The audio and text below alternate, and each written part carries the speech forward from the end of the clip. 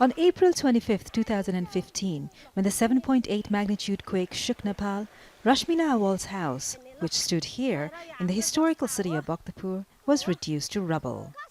Her son Sonis was rescued after 22 hours with barely a scratch. They called him the miracle baby. But 4 years on, his mother says the family can't afford to build a tin shed, let alone a house. If we had money, we wouldn't have had to stay in a rented room. 4 of us are sharing a small room. We've been told that we don't have the right papers. This is the room where Sonis lives with his mother, father and sister.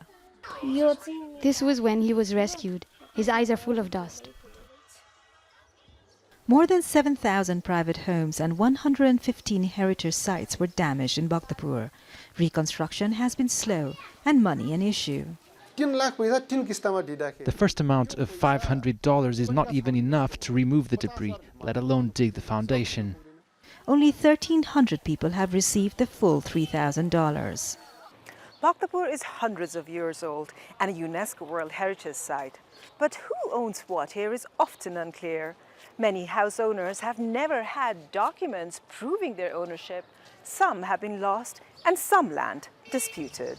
Across Nepal, the government's helped to rebuild around 400,000 homes, but that's only half the number that were either lost or severely damaged. One of the support that certainly will be needed from the side of the government is the resources. There is a certain level of financial gap which is to be met. I think this is one of the major challenges which the government has to manage.